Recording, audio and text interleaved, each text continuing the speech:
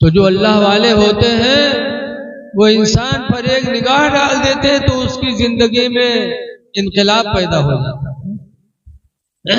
आवाज गाँव गाँव पीर कहा रहता है, मुरीद होता है, न पीर में कोनो बदलाव न मुरीद में कोनो बदलाव। आजकल अक्सर पीर चलते हैं तो हमारी तुम्हारी भलाई के लिए नहीं बल्कि अपना जेब भरने के लिए। जैसे कि एक पीर साहब एक गांव में पहुंचे तो एक आदमी देखा तो मुरीद हो गया, और मुरीद हो एक बात गवा अपनी बीवी से कहे से बहुत बड़े पीर आए हैं, मुरीद हो गए, चल तू मुरीद हो जा। तो रतिया कहते तू ले ले जन्नत, तुका ज्यादा जरूरी है, हम न जी तू जा मुरीद हो। और रतिया नहीं मुरीद में, और मुरीद होएगा पीर साहब से मोहब्बत हो गए तो पीर साहब के दावत ली। अब पीर साहब जब दावत खाए आए तो उनके घर में सऊदी के कंबल लाए पीर साहब खातिर बिछाए थे। पीर साहब बैठे वो इंतजाम करे और पीर साहब वो कंबलवा का टोए टोए देखे, कहा बहुत अच्छा लागत है, बहुत अच्छा कंबल है, कत्ते मिलत है, कहाँ मिलत है। वो जान गया कि हमारे हजरत का पसंद आएगा। तो जब हजरत दावत दावत खाए चुके चले तो मुरीद कंबलवा का लपेट के हजरत के कंधे धे दी, हजरत कंधिया लेके चले गए।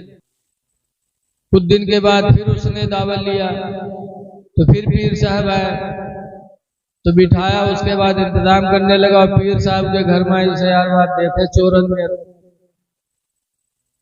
एक बक्सा बहुत अच्छा दिखाई पड़ा तो पीर साहब गए, बक्सवा के चादर दबाए दबाए, कहा यार ये बहुत मजबूत चादर है, बहुत अच्छी चादर का है बक्सा, कहाँ से ला रहा, कितने मिलत है, जाना थी कुछ जनते ही नहीं है कहाँ बक्सा बेकार।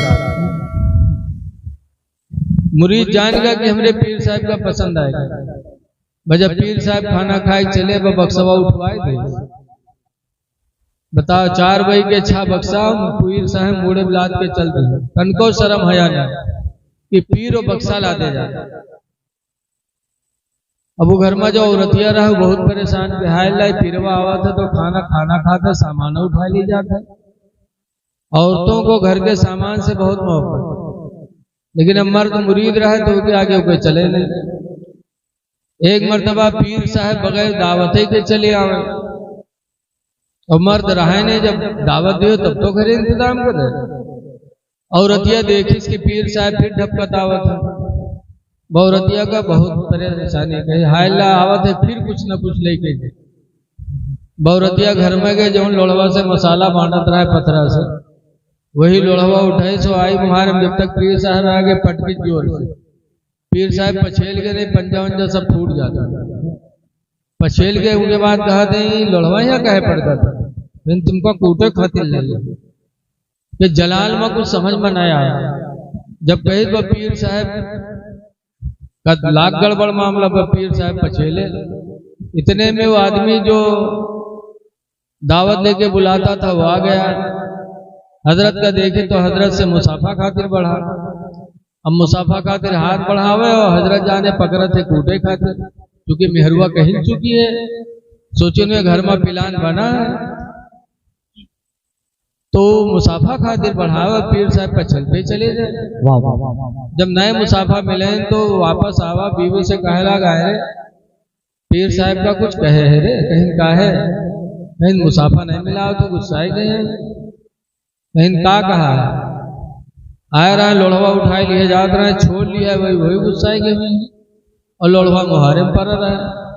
तो क्या समझ में आएगा कि सही बात छीना छाना भवाने लोढ़वा मुहारे में क्या पड़ा रहा।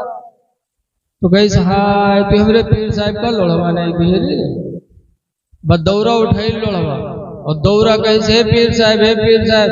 अब पीर साहब और भागे लागे, जाने बगैर कूटे न मारे। वो बेचारा देखा थे दौरे पीर साहब भागे कि आज बगैर मारे न थे। वही दिन से पीर साहब के इलाका चला गया। तो आजकल पीर ऐसे घूमते हैं, पीर वो है जिसके ऊपर नजर डाल दे तो उसके मुश्किलात आसान हो। तो है लोगों, कोई भी बीमार हो इयादत करने जाओ तो इन नबी की सुन्नत का सवाब भी मिलेगा। और दुआ करोगे तुम्हारी दुआओं पर फरिश्ते आमीन कहेंगे, तुम्हारे पड़ोसी का भला हो जाएगा। ऐसे ही कोई मय्यत हो उसको देखने जाओ तो उसके लिए दुआए मग़फ़िरत करो। आज उर्स हो रहा है, अभी इनके नाम की नयाज होगी, पीराने पीर की, पांचों पीर की सीरीनी होगी। जिसको जो मैसर होगा वो उनकी न्याज में हाजिर करेगा। लेकिन अब सवाल पैदा होता है कि ये जो कुछ आज इनके नाम न्याज की जाएगी, क्या ये इनको पहुंच जाएगी? सीरीनी पर फातिहा होगी, क्या वो चीज उनको पहुंच जाएगी? लेकिन ऐ लोगों, आज कुछ लोग एतराज करते हैं कि सामने रख करके फातिहा करने से क्या फायदा, क्या है वहां पहुंचता है। हमारे गांव में भी कुछ है धूल यकीन किस्म के। हमारे गांव में एक बाबा रहत रहा, अब तो खत्म हो गए। झूठ बहुत बोलत रहा है तो गांव वाले उनका नाम रख देना है जुठारी बाबा। तो एक दिन जुठारी बाबा से पूछा लगे, बाबा ये फातिहा सामने खाना रख के सिन्नी रख के करत होते वह पहुंच जाते कब्रमा का?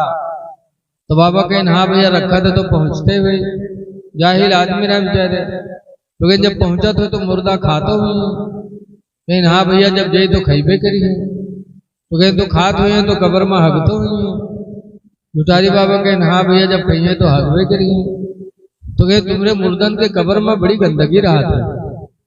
जुठारी बाबा कहें नहीं भैया गंदगी नहीं रहा था। कहीं का है?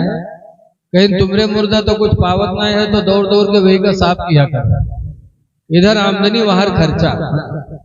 बताओ, कहते हैं कि सीरीनी कब्र में जाएगी तो खाएंगे तो हगेंगे, माज़अल्लाह। ऐ लोगों, कुरान करीम की आयत देखो, अभी कुर्बानी का दिन आ रहा है, हम लोग अपने अपने जानवर की कुर्बानी करेंगे। बोलो इंशाअल्लाह। और कुर्बानी के बाद दुआ मांगते हैं, अल्लाहुम्मा तक़ब्बल हाज़िहिल उज़हिय्या, ऐ अल्लाह इस कुर्बानी को तू कबूल कर ले, कमा तक़ब्बल तमिन खलीलिका सैयदना इब्राहीम, जैसे कि तूने हमारे पैगंबर सैयदना इब्राहीम की तरफ से कबूल किया था। या अल्लाह इसे कबूल कर ले। बोलो दुआ मांगी जाती कि नहीं मांगी जाती? तो क्या ये कुर्बानी का गोश्त वहां अल्लाह के यहाँ जाता है? कुर्बानी का खून अल्लाह के यहाँ पहुंचता है? न कुर्बानी का गोश्त पहुंचता, न उसका खून पहुंचता। कुरान हकीम में अल्लाह फरमाता है, लन यनालल्लाह लुहूमुहा वला दिमाउहा, हरगिज हरगिज अल्लाह की बारगाह में न कुर्बानी का गोश्त जाता, न उसका खून जाता। वलाकिन यनालहु तक़वा मिनकुम, लेकिन सिर्फ तुम्हारे दिल की नीयत वहां जाती है, नीयत पहुंचती है नीयत। तो जितना हो सके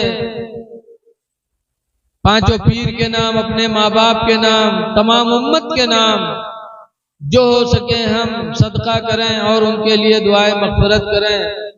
उर्स कहते ही हैं इसी, साल पूरा होने पर उनके लिए दुआ की जाए, उनके लिए कुरान पढ़ा जाए, सदका किया जाए। और सरकार भी इसको करते हैं। हदीस पाक में आती, रसूलुल्लाह सल्लल्लाहु अलैहि वसल्लम कुबूर शुहदा अला रास कुल्ल हौलिन, सरकार हर साल शहीदों की कब्रों पे जाया करते थे। जब साल पूरा होता तो सरकार शहीदों की कब्रों पे हाजिरी दिया करते थे। इसलिए लोगों, अल्लाह वालों की कब्रों पे हाजिरी दो। कब्र पे जाने से हमें मौत याद आती है। हुजूर फरमाते, ज़ूरुल कबूरा, कब्रों की जियारत किया करो। क्यों? लिअन्नहा तुज़क्किरुल आखिरा, इसलिए कि कब्र की जियारत तुमको मौत को याद दिलाती रहेगी। इसलिए हमें कब्रों पे हाजिरी देना चाहिए। ऐ लोगों, एक बात सुनो, आज जब हमारा बाप या माँ दुनिया से जाते हैं और जाने समय कुछ कह देते हैं कि ये लड़की की शादी फला जगह करना, या लड़का की शादी फला लड़की से करना, इंतकाल कर गए तो उसकी बात बच्चे याद रखते हैं और शादी वही करते हैं जहां बाप माँ कह के जाते हैं। कहते हैं मरते मरते हमारे बाप ने हमसे कहा था, तो बाप ने मरते समय कहा तो आपको जिंदगी भर याद। और माँ बाप से कई गुना मोहब्बत करने वाले हमारे तुम्हारे पैगंबर, उन्होंने चलते समय हमसे तुमसे क्या कहा, इसको जरा ध्यान दो। सरकार की बीवी हजरत आयशा रज़ियल्लाहु ताला अन्हा फरमाती है बुखारी की हदीस में कि सरकार के जब साल का वक्त आया तो सरकार के सामने एक तसले में पानी भरा हुआ रखा था। उस पानी के अंदर सरकार बराबर अपना हाथ ऐसे डालते, पानी में सरकार ऐसे हाथ डालते और कहते थे बुखारी की हदीस में, अस्सलातु व मा मलकत ऐमानुकुम, ऐ मेरे उम्मतियों में तो जा रहा हूं लेकिन दो चीजों का ख्याल रखना। अस्सला, नमाज का ख्याल रखना, व मा मलकत ऐमानुकुम, और उसका भी ख्याल रखना जो तुम्हारे मातहत होंगे। नमाज न छोड़ना, और जो तुम्हारे मातहत हैं, तुम्हारे लड़के, तुम्हारे भाई, तुम्हारी बीवी, गुलाम, नौकर, जो भी तुम्हारे मातहत होंगे उन पर जुल्म न करना और नमाज को न छोड़ना। आखिरी वक्त मेरे पैगंबर ने यह वसीयत फरमाई थी, नमाज न छोड़ना। और आज हम उनकी उम्मती होकर के अपनी नमाजें छोड़ते जा रहे हैं, एहसास तक नहीं। हजरत इब्राहिम बिन अदहम एक दिन घर में रोने लगे, ऐसा रोए कि मोहल्ले के लोगों को समझ में आया कि शायद इनके घर में कोई मैयत हो गई। तो मोहल्ले के लोग सब जमा हो गए, चलो चलो इब्राहिम के घर में कोई मैयत हो गई, ऐसी रोने की आवाज। जब लोग पहुंचे इब्राहिम बिन अदहम के घर तो लोगों ने पूछा क्या हुआ, किसका इंतकाल हुआ, क्यों रो रहे हो? तो कहते किसी का इंतकाल नहीं हुआ। काफिर क्यों रोते हो? तो इब्राहिम बिन अदहम कहते हैं कि अगर मेरे घर में किसी का इंतकाल हुआ होता तो इतनी आवाज से मुझसे रोना न होता, लेकिन आज मेरी नमाज छूट गई है इसलिए मैं उसके अफसोस में रो रहा हूं। ये इब्राहिम बिन अदहम है कि एक नमाज छूटी तो ऐसा रोया कि मोहल्ले के लोगों ने समझा कि इब्राहिम के घर में कोई मैयत हो गई। और आज हम मुसलमान होकर के, अल्लाह वालों को मानने वाले होकर के नमाजें छूट रही हैं और हम जर्रा बराबर एहसास के शिकार नहीं होते, हमारे चेहरे पे गम नहीं होता। ऐ अली के मानने वालों या अली अली करने वालों, जरा हजरत अली की जिंदगी देखो। मकामे साहबा में सरकार उनके रान पे सर रख के सो गए थे, सूरज डूब गया, असर छुट्टी थी हजरत अली की, तो रोए थे।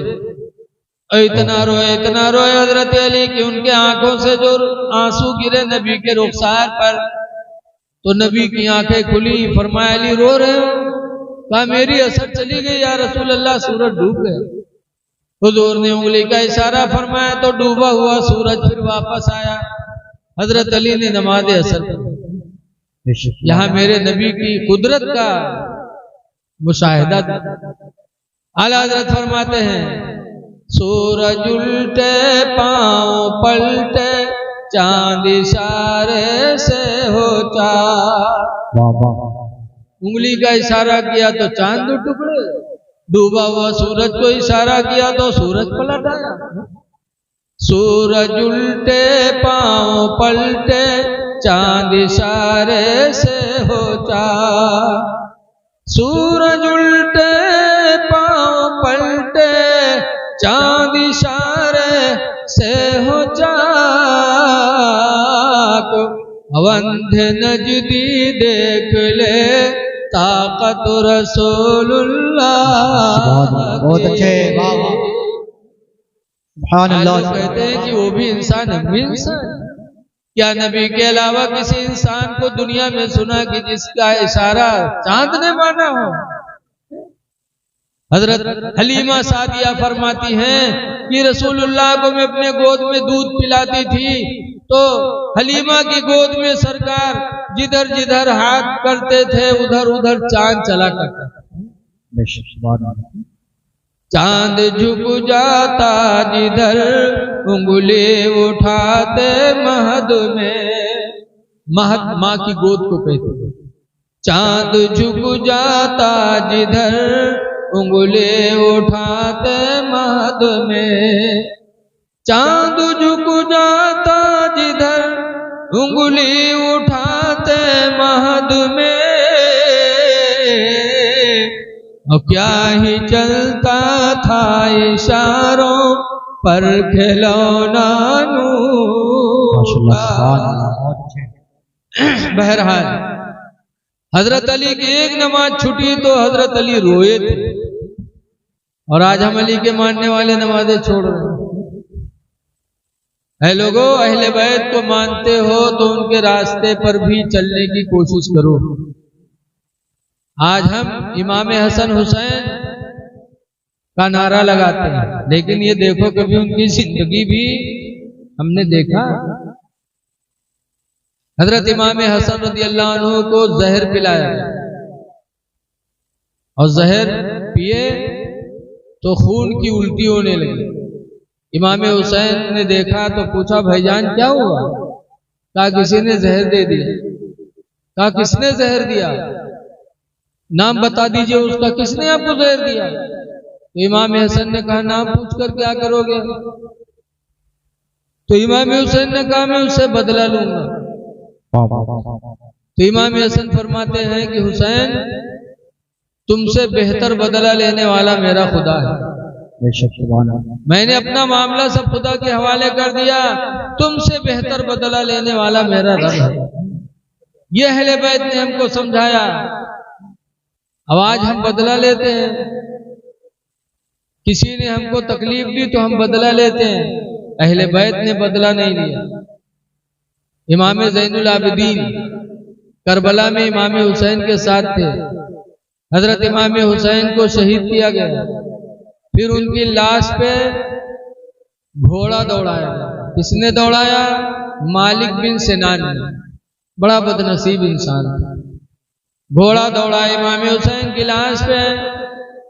इमाम ज़ैनुल आबिदीन खीमे में बैठे देख रहे, क्या दुख गुजरा होगा, क्या तकलीफ हुई होगी ज़ैनुल आबिदीन के दिल पर। लेकिन उनकी जिंदगी देखो।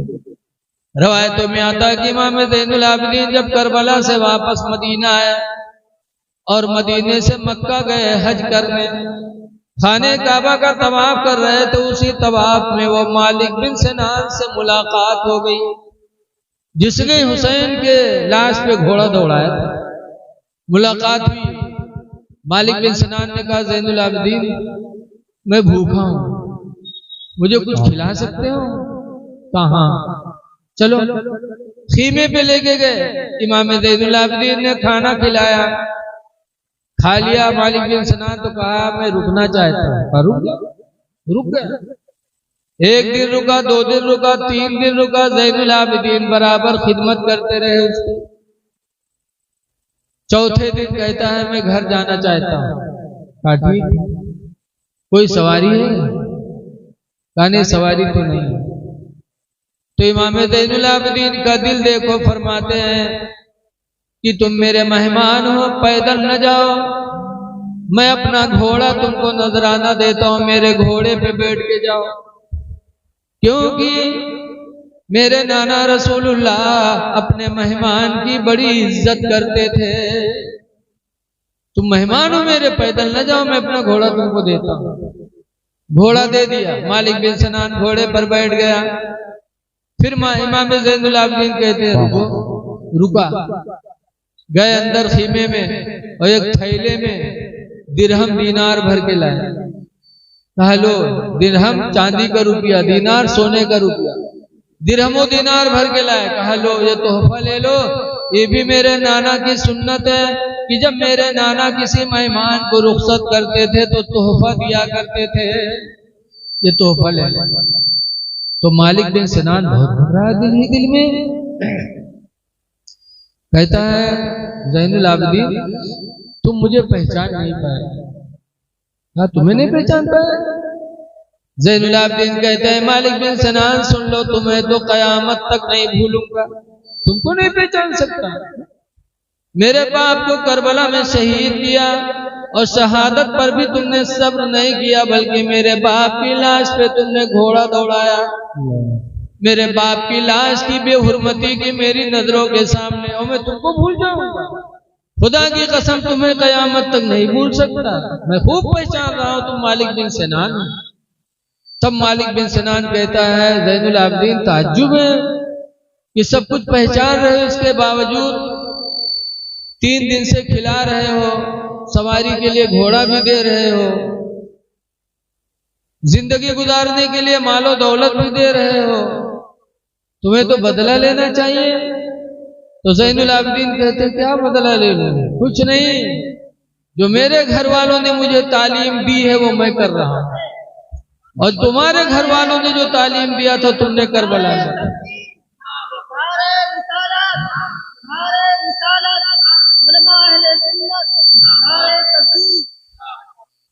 जो मेरे घर वालों ने मुझे सिखाया है मैं कर रहा हूं, और तुम्हारे घर वालों ने जो सिखाया था वो तुमने करबला में मेरे साथ किया।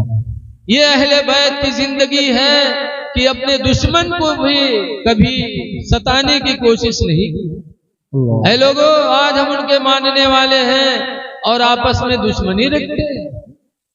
ना अहले बैत ने हमें सबक दिया, ना नबी की जिंदगी हमें इस चीज की इजाजत देती है। ताइफ के अंदर मेरे नबी जब तबलीग के लिए गए, ला इलाहा इल्लल्लाह की बोली बोली थी तो लोगों ने इतने पत्थर चलाए कि सरकार की पिंडलियां जख्मी हो गई और जूते खून से भर गए। लोगों ने कहा था वो दुउ अलल मुशरिकीन, या रसूल अल्लाह मुशरिकीन के लिए बद्दुआ कर दो, हिलाक हो जाए। ऐसे मौके पर भी मेरे पैगंबर ने बद्दुआ नहीं की थी, बल्कि दुआ के लिए हाथ उठाया था, अल्लाहुम्मा इहदी कौमी, अल्लाह मेरी कौम को तू हिदायत दे दे, फइन्नहुम ला यअलमून, इसलिए कि ये कौम मुझे पहचानती नहीं है। इसलिए लोगों अपने दुश्मन से बदला न लो, बल्कि सब्र करो।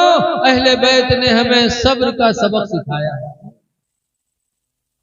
इसीलिए नबी के ऊपर आज भी दरूद भेजा जाता है। कहने वाला कहता है कि सलाम उस पर कि जिसने बादशाही में फकीरी की, और सलाम उस पर कि जिसने गालियां सुनकर दुआएं दी। आज मुसीबत आती है तो हम रोते चिल्लाते, ऐ लोगों मुसीबतें आए तो सदका किया करो, सदके से बलाएं टलती हैं। करबला में जब मुसीबतें आई तो हजरत ज़ैनब इमाम हुसैन के से कहती हैं, भाईजान मैंने अपने नाना से सुना, रसूलुल्लाह से सुना है, सरकार कहा करते थे सदक़त तदफ़उल बलाया, कि सदका बलाओं को टाल देती है। इससे भी बड़ी कोई बला आएगी? आज 4 दिन हो गए पानी बंद है, खाना बंद है, दुश्मन हमले पे हमला कर रहे हैं, तीरें चला रहे हैं, इससे बड़ी मुसीबत का दिन कौन होगा? काफिर। हजरत ज़ैनब कहती है मैं सदका करना चाहती हूँ, रसूलुल्लाह ने फरमाया सदका से बलाएं जाती हैं। इमाम हुसैन ने कहा था, बहन ज़ैनब जब करबला में पानी पीने के लिए नहीं है, खाने के लिए खाना नहीं है, तो सदका क्या करोगी? तो हजरत ज़ैनब ने कहा था आज करबला में मेरे पास कुछ नहीं है, लेकिन अल्लाह ने मुझे 2 औलादें दी हैं, औनो मोहम्मद को मैं अल्लाह के नाम पर सदका करना चाहती हूँ, ताकि अल्लाह ताला इस बला से निजात दे दे।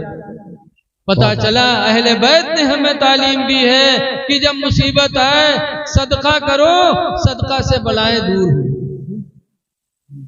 लेकिन आज हम अस्पतालों में इलाज में पैसा लगा देंगे, पुलिस केस होगा तो थाने में दे देंगे, लेकिन कभी सदका नहीं करेंगे।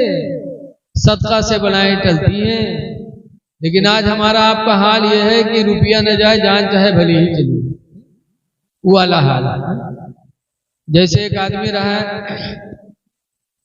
कमाए कमाए के रुपया बटोरी, जब ज्यादा होएगा तो बनिया दुकान पर लेगा, कहीं सियारी फुटकुरे रख लो, हमका नंबरी नोट दे दो, तो बनिया रख ली, नंबरी नोट पकड़ाए गए। बहुत जमाना पहले बात है, जब नंबरी नोट पैस तो बहुत मगन में फैला फैला देखे कि नंबरी नोट मिल गया। घरे लावा कपड़ा बांध के बक्सा में रख दी। सुबह जब भाई तो काम पर जाए से पहले बक्सा खोलिस तो कोई रुपया निकाल के देख लीस, तके लपेट के रख दी। शाम के लौटा तो फिर बक्सा जुटा, फिर उका निकाल के देख ले तो रख दे। सुबह देखे शाम देखे, बड़े मगर में लागे ऐसा कि मालूम बक्सम को मदार बंद की मेर देखे। अल्लाह मर्जी जुमक दिन आवा तो जुमक दिन काम करे चला गया। आज कुछ लोग ऐसे हैं जो जुमा के दिन भी एहतमाम नहीं करते। ऐ लोगों, जुमा का दिन बड़ा बाबरकत दिन है। जुमा ही के दिन अल्लाह ताला ने हमारे तुम्हारे बाप आदम अलैहिस्सलाम को पैदा फरमाया। जुमा ही के दिन अल्लाह ताला ने जन्नत को भी पैदा फरमाया, और जुमा ही के दिन हम जन्नत में जाएंगे इंशाअल्लाह। तो जुमा का दिन आए तो एहतमाम करो, काम धाम छोड़ करके अल्लाह के जिक्र की तैयारी करो। लेकिन वो इतना बड़ा बदनसीब रहा, जुम्मे के दिन काम करे चला गया, और के घर मस्जिद के दायरे रहा। इमाम साहब जुमा में खड़े हुए तकरीर करे लगे कि भाइयों अपने माल की ज़कात दो, 40 में 100 में ढाई जो नहीं देगा वो माल अजदहा बन के कब्र में काटेगा। मौलवी साहब तकरीर करते रहे तो उनके घरों आवाज जाता रहा, जी के घर में 100 का नोट रखा रहा है। औरतिया सुनिस तो कही सहाय 100 का नोट हमरो घर में धरा है, अगर 2.5 रुपया न देवे तो अजदहा कब्र में हम का काटे। तो कोई निकाले 100 के नोट, मस्जिद में गए, कई ले मौलवी 2.5 रुपया काट गया, मौलवी 2.5 रुपया काट गया। 97.5 दिन लाए, वही कपड़ा बांध के बक्सा में रख दिए। शाम के जब कोई आदमी लौटा तो निराहा तरसा बक्सा जुटा, बक्सा खोली, सुके बाद वो कपड़वा उठे, सुखा खोली तो खंड से ठंडी नीचे गिरी। तो कोई जो खटका के हाई लाइन में फुटफुट कहाँ से आएगा। गिनीस तो देखे 97.5। तो रतिया गोरेज के सिया और यहाँ रे कि कैसे रे 100 के नोट रखा रहा, 2.5 का होगे रे। तो कैसे रे मौलवी तकरीर करते रहा जुमामा कि 40 में 100 में 2.5 जो ज़कात न दी का अजदहा साहब कब्र में काटे तो 2.5 रुपया ज़कात चाहिए। तो इस कम वक्त कहीं की जिंदगी में पहली दफा 100 का नोट पावर रहा, वहां तुरा डाले रे जले के मौलवी से। तो कहीं सल्लग नाम पर दे के मांगे जी, कहीं मांग लाओ, नहीं तो हम घर छोड़ दे। कहीं रहा चाहे ना रहा, लेकिन हम मांगे नहीं। कहीं ले आओ ना, वही 2.5 रुपये खातिर हम अपन जान गंवाए दे। कहीं मर जाओ, लेकिन हम मांगे नहीं। कहीं मरे जाए तो कहीं मर जा, बगैर से बाहर निकला गिरा और सांस रोक ली, हाथ पैर ढील गई थी। अब वो कोई हाथ उठावे तो उठे, छोड़े पे भद्द से गिरे जमीन पर। पैर उठावे तो उठे, छोड़े पे भद्द से गिरे जमीन पर। तो लोग जाने सही बात मरीगा हो, तो वो के तैयारी हो लग दफन उफन के नवहाई नहाए बिली, जहर बिलते वहारे बिलती जाए। नवहा वहा के कफन पहने न जनाजा लेके चले। जब जनाजा लेके चले तब औरतिया सोचेला कहीं हाय ला अभी तक तो नहीं मरा, लेकिन अब ही मर गई, जहाँ कब्र में दबाई है तो मर जाइए करिए। तो दौड़ी, हे भाइयों मेरे आदमी का जनाजा है, आखिरी बार है, अल्लाह वास्ते तेरा रख दो, दूर हो जाओ, आखिरी बार हम अपने आदमी से कुछ बात कही। तो लोग जनाजा दे के दूर हो गए। जब दूर हो गए तो औरतिया के उनके काने कहा थे कि उठ पर रे, कब्र तैयार है, दबाए रहे रे, चल घर का उठ। तो कहा थे 2.5 रुपये ले आई है, कहीं चुका तो ना ले। तो कहा थे भाग जा, बहुत जालिम रहे, नहीं उठा। तो औरतिया चली गई। लोग उठे, जनाजा कब्रस्तान पहुंचे, नमाज पढ़ के कब्र में रखे, बरगा के लकड़ी जोड़ी, उनके बाद मिट्टी दे जात रहे। तब तक औरतिया का फिर नहीं बर्दाश्त, हाय ला अब मर गई। अब न बची, अब मर गई। तो फिर दौड़ी, कहे भाइयों अल्लाह के वास्ते जरा थोड़ी देर और रुक जाओ, आखिरी बार है, जरा हम कुछ बात कर ली। तो लोग फिर हट गए। और रतिया कब्र में उतरी, फिर उसे कहा था कि काने में कि उठ देख लकड़ी जोड़ देने पे पाटते हैं, उठ कर चल। तो कहते 2 रुपये ले है, बहनों का तो न ले। तो कहते पाट दे, बहुत जालिम रह नहीं निकला। जब नहीं निकला और रतिया बाहर है तो लोग पूछे कहा हुआ कोई बातचीत है।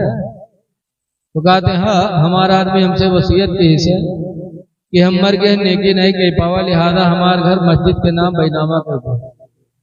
जब वो सुनी तब फड़फड़ा के कूदा, कहीं सारे उठे गिरी नम 2 रुपया का दी जान गंवाए दी थे, और तू घरों मस्जिद में लिखे जाते रहे कम वक्त कहूँ। बताओ, ऐसे ऐसे आदमी है जो रुपया न खर्चो जान चली जाए। ऐ लोगों सदका करो, अहले बैत ने हमें यही सबक सिखाया। सदका करो, सदका करके किसी गरीब को दे दो, किसी यतीम बेवा को दे दो, अल्लाह ताला उस सदके की बरकत से तुम्हारी परेशानी को दूर फरमा देगा। नमाजें पढ़ो, नमाज की बरकत से अल्लाह तुम्हें परेशानियों से निजात दे देगा। इसलिए आप हजरात से गुजारिश है, नमाजों की पाबंदी करो। और एक चीज याद रखो, नमाज हो या रोजा हो, हज हो या ज़कात हो, ये सारी चीजें हमारे लिए जरूरी हैं, लेकिन अल्लाह की रजा किसमें? अल्लाह कब राजी होगा? नमाज तो फर्ज है, पढ़ना है। हज फर्ज है, माल होते हुए तो करना है, लेकिन अल्लाह कब राजी होगा? तो हदीस पाक में मेरे पैगंबर फरमाते हैं, रिज़ाउर रब्बि फी रिज़ाइल वालिदैन, अल्लाह की रजा माँ बाप की रजा में है। माँ बाप राजी तो खुदा राजी, माँ बाप नाराज तो खुदा नाराज। इसलिए ऐ लोगों, 4 दिन की जिंदगी में अपने माँ बाप को राजी कर लो। माँ बाप ऐसी दौलत। यह हदीस पाक में नबी क़तादा काला काला रसूलुल्लाह, हजरत अबू क़तादा से रवायत है, फरमाते अल्लाह के रसूल ने इरशाद फरमाया, इन्नल्लाह यग़फिरु कुल्ल ज़ुनूब, बेशक अल्लाह हर गुनाह बख्श देगा, हर गुनाह को माफ कर देगा, इल्ला हुक़ूक़ल वालिदैन, मगर माँ बाप की नाफरमानी को अल्लाह कभी माफ नहीं करेगा। हर गुनाह अल्लाह माफ करेगा, लेकिन माँ बाप की नाफरमानी को अल्लाह माफ नहीं करेगा। इसलिए नौजवानों, अपने माँ बाप को राजी करने की कोशिश करो, इनकी फर्मा बरदारी करो, इसमें दुनिया भी है आखिरत भी। और माँ बाप की फर्मा बरदारी करोगे तो ऐसा माला माल होगे। एक बात आखिरी बता के मैं अपनी तकरीर खत्म कर रहा हूं। बंबई बहुत से लोग इसमें गए होंगे, बोलो। हमारे अब्दुल गफ्फार भाई के भी लड़के बंबई में बताया, बंबई में बहुत से लोग गए। वहां माहिम शरीफ है, माहिम में एक दरगाह है हजरत मखदूम साहब। ये मखदूम साहब बंबई में कब पैदा हुए? उस जमाने में पैदा हुए जिस जमाने में बंबई के अंदर कोई कुरान पढ़ाने वाला था ही नहीं। और यतीम हो गए, बाप का साया सर से उठ गया, अपनी माँ की अकेली औलाद। थोड़ा बड़े हुए तो कहा अम्मी मैं कुरान पढ़ना चाहता हूँ। कहा बेटा कैसे पढ़ोगे, यहाँ कोई कुरान पढ़ाने वाला है ही नहीं। तो कहा अम्मी मुझे बाहर भेज दो। कहा बाहर कैसे जाओगे बेटा? कहा क्यों? बड़े पीर की माँ ने बड़े पीर को बगदाद नहीं भेजा था पढ़ने के लिए, मुझे भी भेज दो। कहा बेटा बड़े पीर के माँ के पास दौलत थी, जब उन्होंने बड़े पीर को भेजा था तो 40 अशरफी उनकी सदरी में सिलती थी। बेटा मेरे पास एक अशरफी भी नहीं है, मैं तुमको किस बुनियाद पर बाहर भेजूं? और बेटा दूसरी बात यह है कि तुम मेरी जिंदगी की इकलौती औलाद हो, दुख सुख के तुम मेरे सहारा हो, तुमको बाहर भेजूंगी तो मेरे दुख का सहारा कौन बनेगा? कहा फिर अम्मा मैं कुरान कैसे पढ़ूंगा? कहा बेटा सब्र करो, अल्लाह चाहेगा तो कोई कुरान पढ़ाने वाला बंबई में आएगा जिससे तुम कुरान पढ़ लेना। रुक गए, माँ की फर्मा बरदारी में रुक गए। लेकिन उनकी जिंदगी में आता है कि जब माँ की खिदमत से दिन में फारिग होते तो समंदर के किनारे चले जाते और समंदर के किनारे दुआ मांगती, या अल्लाह कोई कुरान पढ़ाने वाला भेज दे, या अल्लाह कोई कुरान पढ़ाने वाला भेज दे। मखदूम दुआ करते, शाम को चले आते। हफ्ता गुजर गया, 2 हफ्ता गुजर गया। एक दिन मखदूम गए तो देखा कि हजरत खिज्र अलैहिस्सलाम तशरीफ फरमा। हजरत खिज्र एक रवायत में है नबी है और एक रवायत में है नबी भी है वली भी है। हजरत खिज्र पैगंबर मौजूद है। मखदूम माहिम ने सलाम किया। हजरत खिज्र ने पूछा, बेटा रोजाना यहाँ क्यों आते हो? कहा, कुरान पढ़ना चाहता हूँ कि कोई कुरान पढ़ाने वाला आ जाए। तो खिज्र ने कहा, अल्लाह ने तुम्हारी दुआ कबूल कर ली है। अल्लाह ने मुझे हुक्म दिया कि जाओ मखदूम को रोजाना समंदर के किनारे कुरान पढ़ा दिया करो। मैं तुम्हारी तालीम के लिए आया हूँ बेटा, रोजाना आना यहीं पर, मैं तुमको पढ़ा दिया करूंगा, लेकिन ये राज की बात है, किसी को बताना नहीं। मखदूम ने कहा ठीक। अब खुश घर गए। दूसरे दिन सुबह माँ की खिदमत से फारिग होकर फिर समंदर के किनारे आए। खिज्र से कुरान पढ़ रहे हैं। एक दिन गुजरा, 2 दिन गुजरा, 3 दिन गुजरा। घर से आने में बड़ी जल्दी करते। एक दिन माँ ने पूछा, बेटा बहुत जल्दी कर रहे हो जाने में, क्या बात है? कहा, अम्मा अभी आऊंगा। कहा, आते तो लेकिन बेटा इतनी जल्दी क्यों करते हो? माँ ने, मखदूम ने कहा, अम्मा एक राज की बात है, इसको मत पूछो। कहा, राज की बात है? कहा, बेटा मुझसे भी दुनिया में कोई करीबी है तुम्हारा। मैं माँ हूं, माँ से ज्यादा करीबी तुम्हारा दुनिया में कोई नहीं है। बेटा राज की बात हमसे नहीं बताओगे? तो मखदूम माँ की मोहब्बत में आगे बता दी। अम्मी मैं रोजाना समंदर के किनारे जाता था, दुआ करता था, या अल्लाह कुरान पढ़ाने वाला कोई भेज दे। अल्लाह ताला ने हजरत खिज्र को भेज दिया। उन्होंने कहा, रोजाना आना, हम तुम्हें कुरान पढ़ा दिया करेंगे। उन्होंने कहा था इसको किसी को बताना नहीं, लेकिन आप माँ हैं, आपने कहा तो मैंने बता दिया। कहा ठीक है बेटा, जाओ जल्दी जाओ। अब मखदूम जब गए समंदर के किनारे तो खिज्र अलैहिस्सलाम नहीं आए। पूरा दिन खड़े इंतजार करते रहे, खिज्र अलैहिस्सलाम तशरीफ नहीं लाए। तो मखदूम शाम को वापस आए, रोने लगे। कहा, अम्मा राज की बात थी, उन्होंने मना किया था, लेकिन तुमने जिद किया, मैंने बता दिया। माँ वो नाराज हो गए, अब हमें कुरान कौन पढ़ाएगा? कहा, बेटा कोई बात नहीं, वो उस्ताद हैं, कोई काम रहा होगा, आज नहीं आए होंगे, कल जाना बेटा, कल तुम्हें पढ़ाएंगे। दूसरे दिन गए, फिर पूरा दिन इंतजार कर रहे हैं, खिज्र अलैहिस्सलाम नहीं आए। फिर मखदूम आए, रोने लगे। कहा, हम अब नहीं आएंगे। कहा, नहीं बेटा उस्ताद हैं, उनकी पाबंदी उनके जिम्मे नहीं है, पाबंदी शागिर्द के जिम्मे है कि रोजाना दर्सगाह में बैठे। उस्ताद को इख्तियार होता है, जब चाहे बैठे और जब चाहे न बैठे। जा बेटा कल आएंगे। अब तीसरे दिन गए, फिर पूरा दिन इंतजार किया, हजरत खिज्र नहीं आए। शाम को आए, मखदूम रोने लगे। कहा, है अफसोस, अब मैं जाहिर रह जाऊंगा, अब मुझे कुरान कौन पढ़ाएगा? मेरी माँ, तुमने जिद न किया होता तो मैं न बताता। कहा, बेटा कोई बात नहीं, कल जाना, तुम्हें मिलेंगे।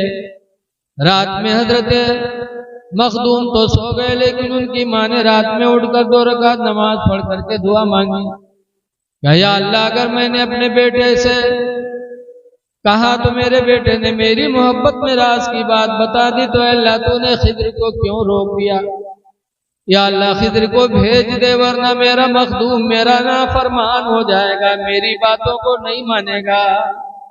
या अल्लाह खिज्र को भेज दे। रात में माँ ने दुआ मांगी। चौथे दिन जब मखदूम समंदर के किनारे गए तो क्या देखते हैं कि हजरत खिज्र पहले ही से खड़े उनका इंतजार कर रहे हैं। करीब गए, हंसे, कहते हैं, बेटा नहीं माने, तुमने राज की बात बता दिया। कहा, हुजूर अगर माँ न होती तो मैं कतान नहीं बताता, लेकिन माँ की मोहब्बत में मैंने बता दिया। तो हजरत खिज्र फरमाते, बेटा अगर तूने माँ की मोहब्बत में बताया तो सुन ले, तेरी माँ की रात की दुआओं को भी खुदा ने कबूल कर लिया। आ बेटा, अब रोजाना आना नहीं है, आओ मैं तुझे सीने से लगा के हाफिज़ कुरान बनाता हूँ।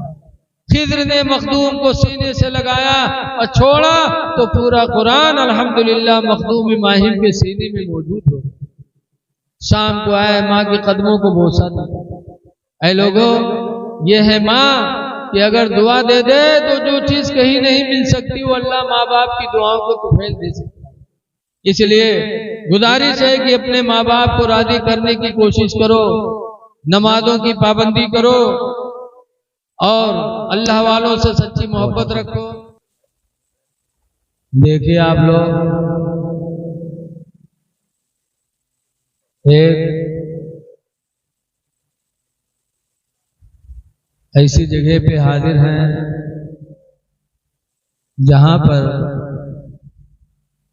अल्लाह वाले हमको आपको देख रहे हैं। मरने के बाद सुनने और देखने की ताकत बढ़ जाती है। हम जिंदगी में जितना सुनते हैं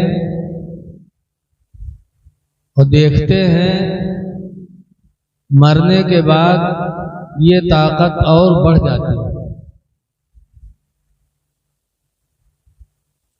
हजरत उमर फारूक आजम रज़ी अल्लाह ताला अन्हु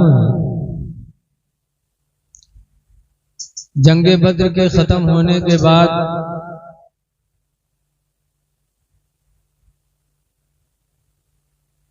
जो लोग कत्ल हुए उनकी लाशों को खिताब करके सरकार ने फरमाया कि ऐ लोगों, अल्लाह ने जो तुमसे वादा किया था वो अल्लाह ने तुम्हारे साथ पूरा किया, और जो अल्लाह ने हम लोगों से वादा किया था वो वादा अल्लाह ने हम लोगों से पूरा फरमाया। तो हजरत उमर ने कहा था, अल्लाह के रसूल, ये तो सब मुर्दे हैं, गर्दनें कट गई, इनको आप क्या सुना रहे हैं, ये क्या सुनेंगे?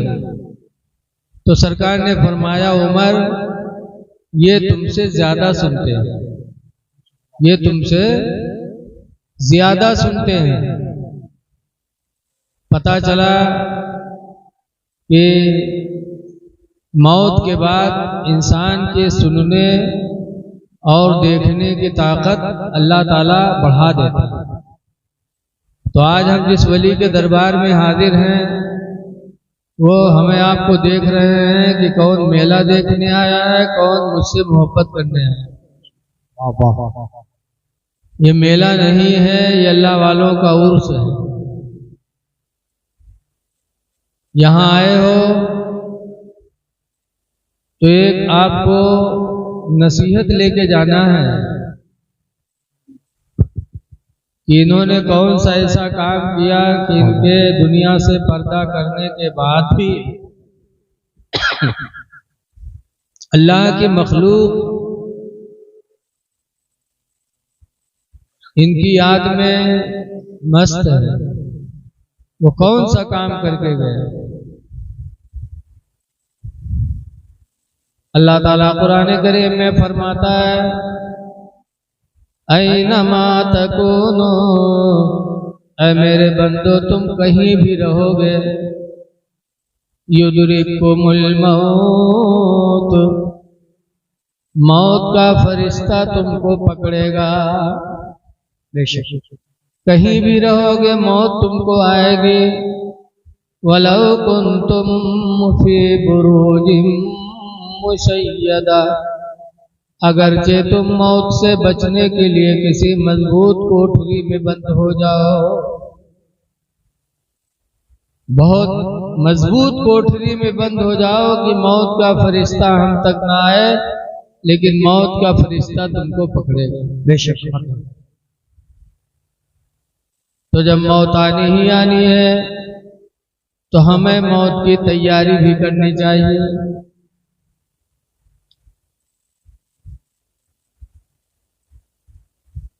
आज पांचों पीर के उर्स में आप लोग आए। पीर किसे कहते हैं? पीर वो है जिसकी निगाह मुरीद पर पड़ जाए तो मुरीद की जिंदगी में बदलाव आ जाए, तब तो वो पीर है, वो मुरीद है। और अगर पता चला आदमी मुरीद हो गया, पीर साहब ने मुरीद कर लिया और मुरीद की जिंदगी में कोई बदलाव नहीं आया, तो न वो मुरीद है न वो पीर है।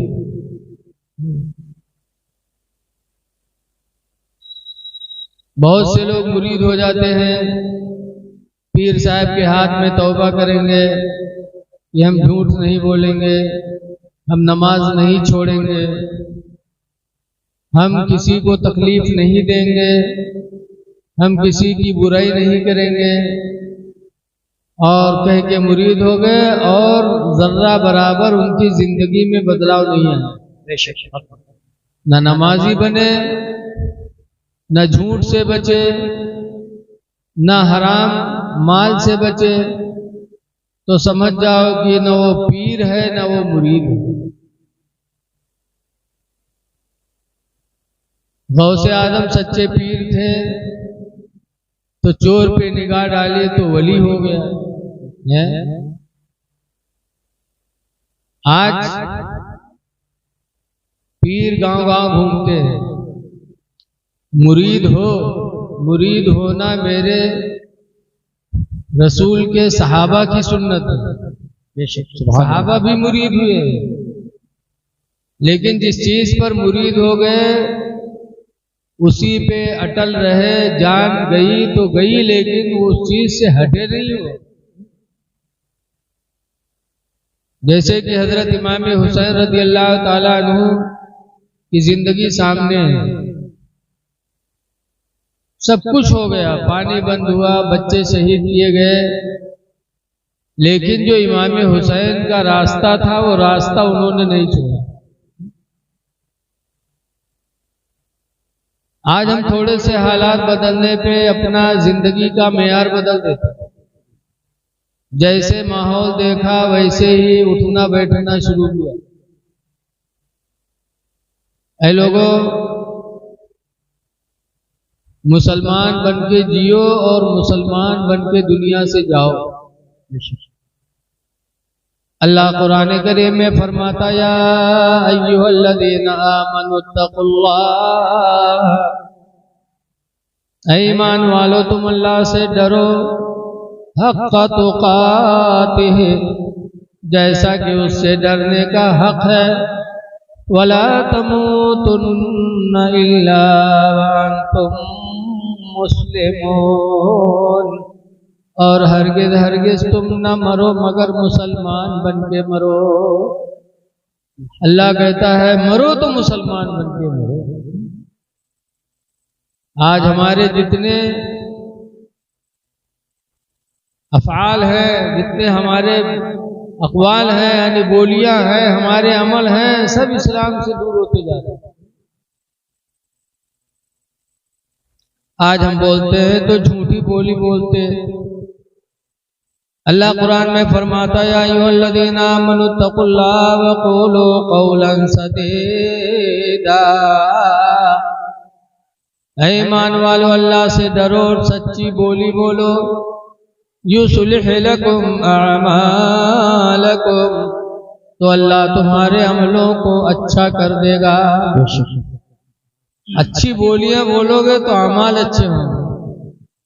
अच्छी बोलियों का बड़ा असर है।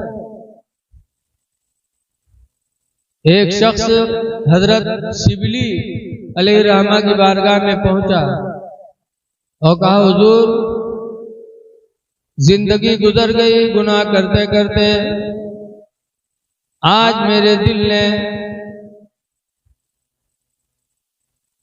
इस चीज की तरफ इरादा किया कि आज मैं अपने गुनाहों से तौबा कर लूं। पुलिस उसके पीछे पड़ी रहती थी, कई केस उसके नाम दर्ज थे। घर पे वो नहीं सोता था, पुलिस के डर में कि पुलिस छापा डालेगी, पकड़ लेगी। तो पुलिस से परेशान होकर के वो शख्स हजरत शिबली के पास तौबा करने गया। पूछा, क्या हजरत तौबा कर लेंगे तो क्या हमारे गुनाह सब खत्म हो जाएंगे? हजरत शिबली ने हुजूर की एक हदीस सुनाई, कहा सुनो सुनो, अगर तुम्हारे दिल ने तौबा का इरादा किया तो सुनो, अल्लाह के नबी फरमाते हैं ताइबु मिनज़ ज़ंबि, गुनाह से तौबा करने वाला इंसान कमल्ला ज़ंबला, उस इंसान की तरह हो जाता जिसने कोई गुनाह ही न किया हो। बेशक तुम्हारे गुनाह सब खत्म हो जाएंगे। उसने तौबा किया और हजरत शिबली के हाथों पे हाथ दे करके मुरीद हो गया। अब वो सोचा कि हमारे गुनाह सब खत्म हो गए, तो थाने में जो रजिस्टर पे हमारे सब जराइम लिखे वो भी सब खत्म हो गए होंगे। तो बड़े सुकून से घर में आए, लेटा कि अब तो पुलिस पीछा करेगी नहीं, हमारे सारे गुनाह खत्म। अल्लाह की मर्जी, जिस रात वो घर में सोया उसी रात पुलिस आई और पुलिस ने छापा डाला तो घर से भगा, निकल गया। और भगा तो कहाँ गया? हजरत शिबली ही के पास गया और जाते जाते कहता हुजूर बचाइए बचाइए, पुलिस पुलिस। तो हजरत शिबली के खानकाह में एक कमरा था, कहा बेटा इस कमरे में चले जाओ। वो बेचारा गया, कमरे में छुप गया। पुलिस जब घर पे नहीं पाई तो उसका पीछा करते करते हजरत शिबली के खानकाह तक पुलिस पहुंच गई। और जब वहां पहुंची तो हजरत शिबली से पूछा कि हुजूर, पुलिस ने पूछा हजरत यहाँ फला नाम का कोई शख्स आया है? तो हजरत ने फरमाया हाँ देखो इस कमरे में बैठा है। तो आदमी सुना तो कहा या अल्लाह, सबसे बड़ा दुश्मन तो यही निकला, बिठा के फिर पकड़वा दे। पुलिस कमरे में गई, पुलिस ने पूरा मकान देखा, लेकिन वो शख्स पुलिस की निगाहों से बच गया। पुलिस उसे नहीं देख पाई और वो बैठा पुलिस को देख रहा था। पुलिस देखी निकली, कहा हुजूर उसमें वो नहीं है। कहा नहीं नहीं भाई उसी में है, जाके देखो तो शख्स सोचने लगा या अल्लाह, सबसे बड़ा कट्टर दुश्मन निकला, लागत है बगैर पकड़वाए न माने। अच्छा बैठा जो पकड़वा दिया। पुलिस दोबारा गई, फिर देखा वो बैठा पुलिस को देखता रहा, लेकिन पुलिस उसको न देख पाई। पुलिस वापस आई, कहा हजरत वो यहाँ नहीं है, वो 420 है, आपको भी चकमा दे के चला गया। ये कह के पुलिस चली गई। तब वो इंसान कमरे से निकला और हजरत शिबली से मुरीद हो चुका था। तो कहा शिबली, तुमसे बड़ा दुश्मन दुनिया में हमारा कोई नहीं, तुम पीर हो, सबसे बड़े दुश्मन हो तुम हमारे। कहा क्या हुआ बेटा? कहा कमरे में बिठा के फिर पुलिस को बता रहे हो? ये तो कहो कि वो हमें देख नहीं पाए। हजरत शिबली फरमाते बेटा, जो सच बोली मैंने बोल दिया, सच्ची बात बता दे तो सच्चाई की बरकत से अल्लाह ने तुझे पुलिस की निगाहों से छुपा दिया। ये सच्चाई की बरकत है बेटा, अगर मैं झूठ बोल देता तो पुलिस के हाथ में तू चला जाता, दुनिया में मारा जाता। बेटा मैंने सच बोला तो सच्चाई की बरकत से अल्लाह ने तुझे पुलिस की निगाहों से छुपा दिया। पता चला सच्चाई में बड़ी बरकत है। सच बोलो, अल्लाह सच बोलने की बरकत से ऐसी मदद करेगा कि आप कभी तसव्वुर भी नहीं कर सकते। और पता चला कि एक इंसान सच्ची तौबा करके किसी अल्लाह के वली का दामन थाम ले तो दुनिया की पुलिस उसे पकड़ न सके। इंशाअल्लाह आखिरत में भी अज़ाब के फरिश्तों से वो इंसान महफूज रहेगा। इसीलिए आला हज़रत इमाम अहले सुन्नत फरमाते हैं कि ढूंढा ही करें सदर क़यामत में सिपाही, ढूंढा ही करें सदुरे कयामत के सिपाही, वो किसको मिले जो तेरे दामन में छुपा हो। या रसूल अल्लाह, वो किसको मिले जो तेरे दामन में छुपा हो। ख्वाजा गरीब नवाज के खलीफा ख्वाजा कुतुबुद्दीन बख्तियार काकी दिल्ली तशरीफ लाए। दिल्ली का बादशाह सुल्तान अल्तमश हजरत का बड़ा अकीदतमंद हुआ और हजरत से मुरीद हो गए। अब दिल्ली के लोग परेशान कि कुतुबुद्दीन से तो दिल्ली का बादशाह मुरीद हो गया, इतनी इज्जत करता है, पूरी दिल्ली पर इनकी हुकूमत हो गई। तो अल्लाह वालों के दुश्मन भी दुनिया में बहुत होते हैं। ख्वाजा कुतुबुद्दीन बख्तियार काकी से लोग इतनी दुश्मनी किए कि एक औरत के पेट में हमल था। उस औरत को लोगों ने तैयार किया, कहा सुल्तान तमस के दरबार में तुमको खड़ी होकर कहना है कि मेरे पेट में जो बच्चा है ख्वाजा कुतुबुद्दीन बख्तियार काकी का है। उन्होंने मुझसे ज़िना किया और हमल ठहर गया। तुम्हें बादशाह के दरबार में ये बोलना, जब तुम ये बोली बोल दोगी तो हम तुम्हें माला माल कर देंगे। वो औरत तैयार हो गई। औरतें बहुत कम अक्ल हैं, अल्लाह ने इनको नाक़िसातुल अक्ल बनाया। थोड़े पैसे के लिए उसने अपनी इज्जत को इज्जत नहीं जाना।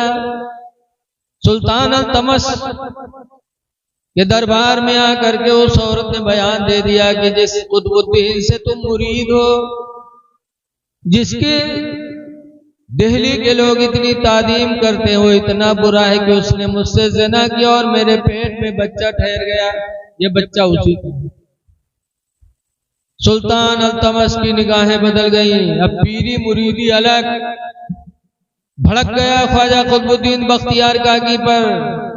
सिपाहियों को भेजा, कहा जाके पकड़ के लाओ उसको। वली बनता है, पीर बनता है, और इतनी गंदी हरकत, पकड़ के लाओ कुतुबुद्दीन बख्तियार काकी को। कुतुबुद्दीन बख्तियार काकी सुल्तान के दरबार में पकड़ के लाए गए। निगाहें तिरछी बादशाह की। कहा कुतुबुद्दीन, तुम्हारी हम लोग इतनी इज्जत करते थे और तुम इतने बड़े नाकारा निकले कि इस औरत से तुमने ज़िना किया, बच्चा हमल का ठहर गया। कुतुबुद्दीन बख्तियार काकी के पास कोई गवाह नहीं, कोई गवाह नहीं कि मैंने ज़िना नहीं किया। हजरत ख्वाजा कुतुबुद्दीन बख्तियार काकी ने अपने पीर ख्वाजा गरीब नवाज को याद किया और अर्ज किया, हुजूर इतनी बड़ी मुसीबत है, मेरे पास कोई गवाह नहीं है, आज मेरी इज्जत दांव पे लग गई, करम फरमाइए। हजरत ख्वाजा गरीब नवाज अजमेर में थे। पल झपकते हजरत ख्वाजा गरीब नवाज दिल्ली तशरीफ ले आए और आकर के उस औरत के पेट की तरफ इशारा फरमाया गरीब नवाज ने के पेट के अंदर रहने वाले बच्चे तू ही बोल दे कि तू कुतुबुद्दीन का या किसी और का है।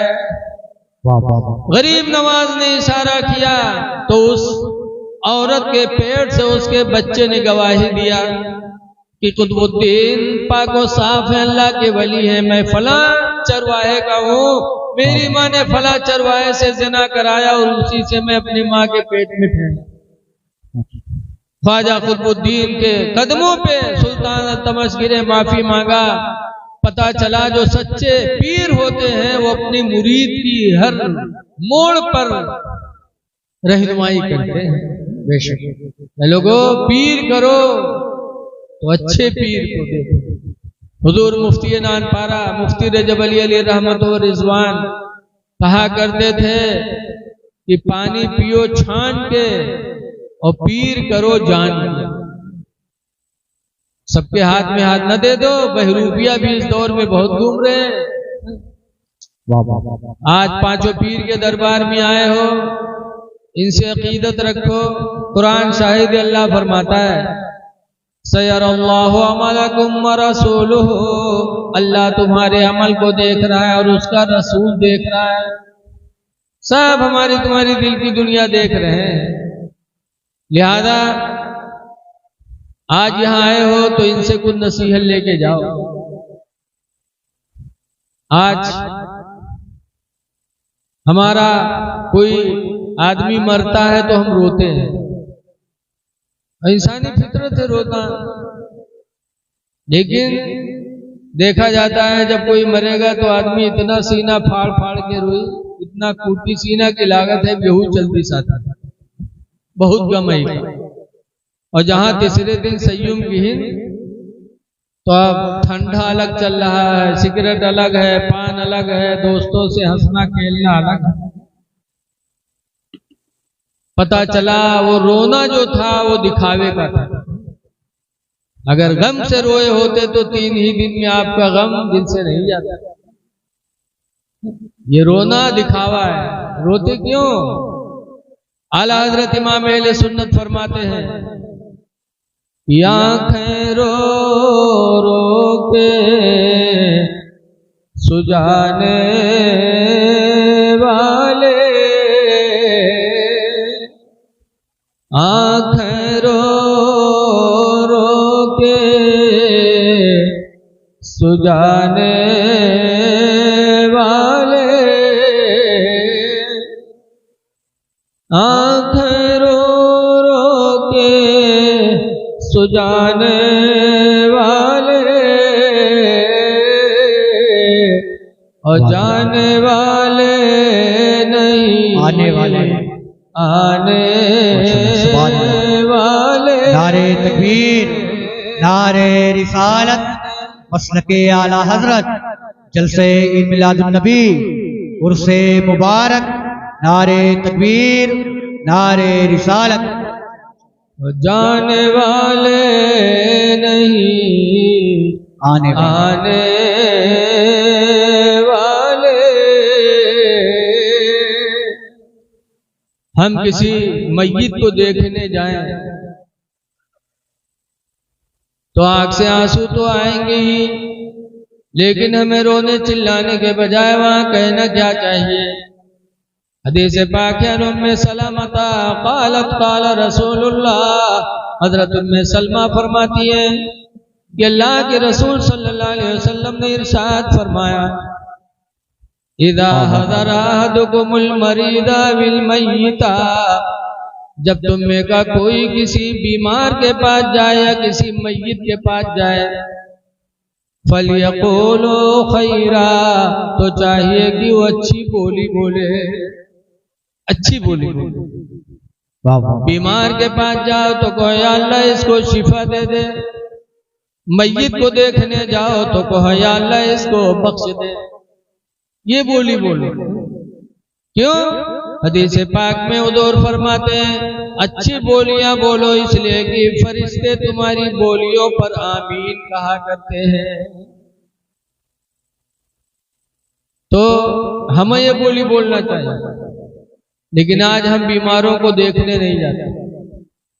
मुस्लिम शरीफ की हदीस में है कि क़यामत के दिन एक बंदा अल्लाह की बारगाह में हाजिर होगा तो अल्लाह ताला उससे नजर रहमत मोड़ लेगा। तो बंदा कहेगा अल्लाह मैंने नमाजें पढ़ी तेरे लिए, रोजा रखा तेरे लिए, माल की ज़कात दी तेरे लिए, हज भी किया तेरे लिए, परवरदिगार तो हमसे नजर रहमत मोड़ रहा है।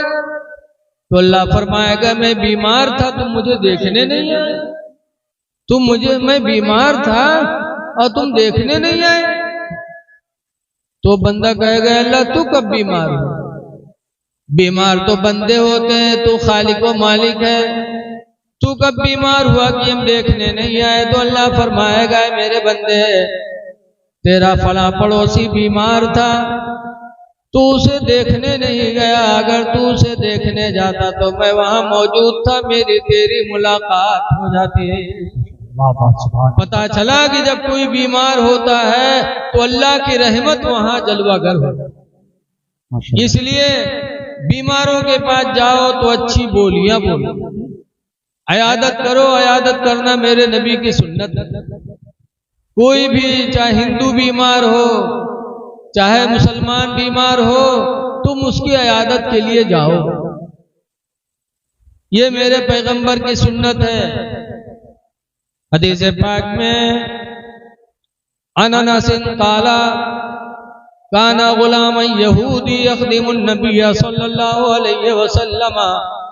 हजरत अनस फरमाते हैं कि एक यहूदी बच्चा था जो नबी करीम की खिदमत में रहा करता था। वह मरीदा, तो लड़का बीमार हुआ।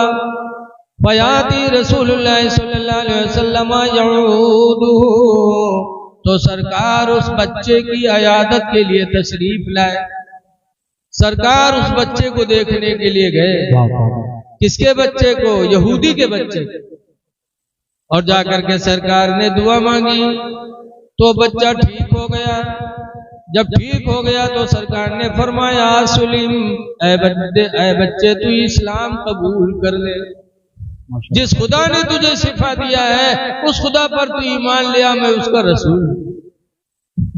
जब बच्चे ने सुना तो हदीस पाक में अंज़रो इला वजही अबीही, वो बच्चा अपने बाप का चेहरा देखने लगा। नारे तकबीर, नारे रिसालत, उर्से मुबारक, अल्लामा मुफ्ती रफीक आलम साहब कुल्ला। नारे तकबीर, नारे रिसालत। वो बच्चा अपने बाप का चेहरा देखने लगा, इसलिए कि हुजूर इस्लाम की दावत दे रहे हैं, मैं क्या करूं।